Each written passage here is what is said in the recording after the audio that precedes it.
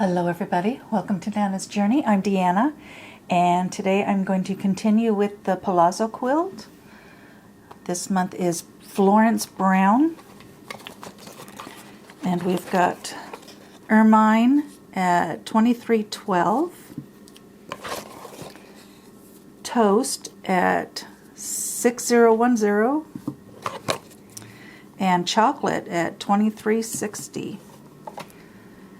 I'm only going to show you one of these. The building ones we've already done.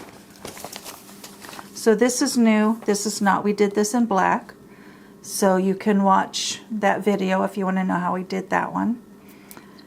And so I will just do one of these, and then I will hold this video clip until I get this piece.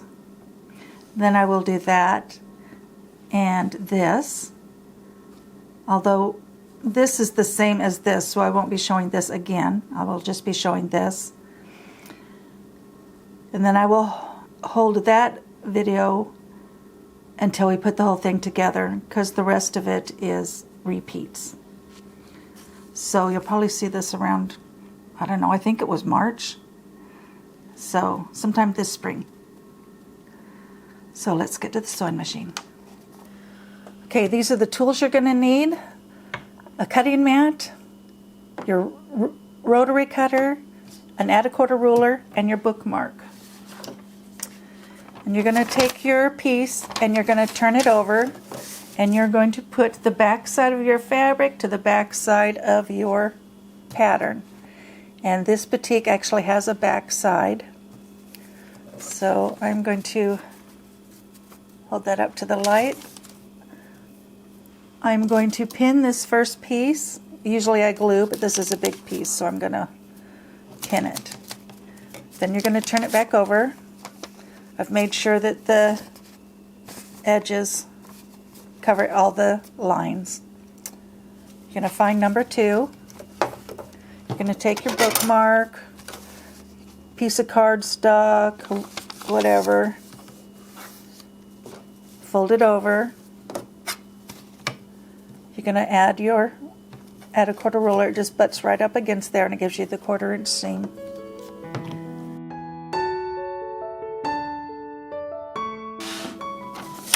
Then you're going to take number 2,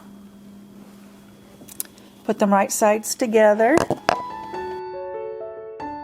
turn that over, and sew. And you're going to lock at the beginning and the end of each stitch or backspace.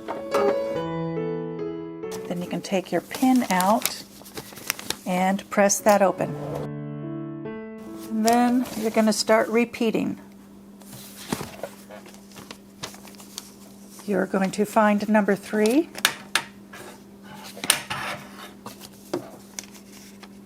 Fold the paper. Put down your ruler.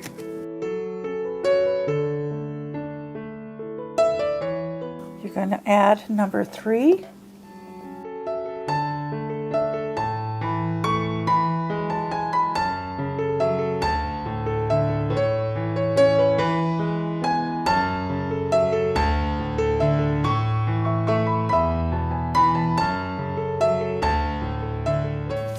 Okay, there it is. Now we just have to trim it up.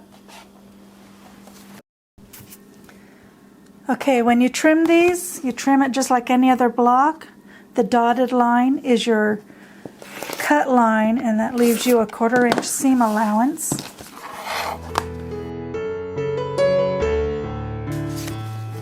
And there is our block.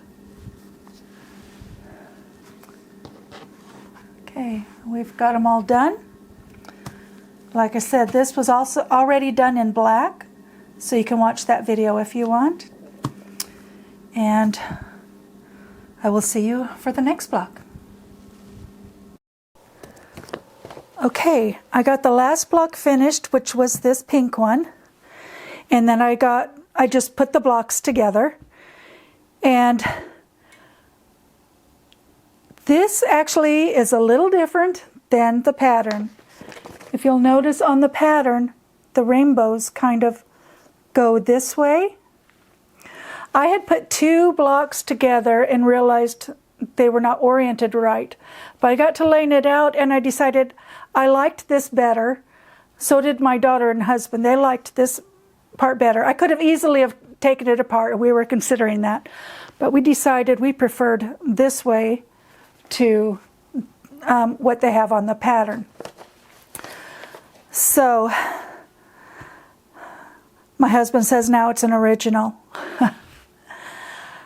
But it's just paper piecing. Paper piecing is easy to do. I just used a simple thing for the back. It's like 54 by 54. You can just put it on a table, hang it on the wall, or whatever. This is going to be a gift to someone. So, but I want to thank you for joining me, and I hope to see you next time on Nana's Journey.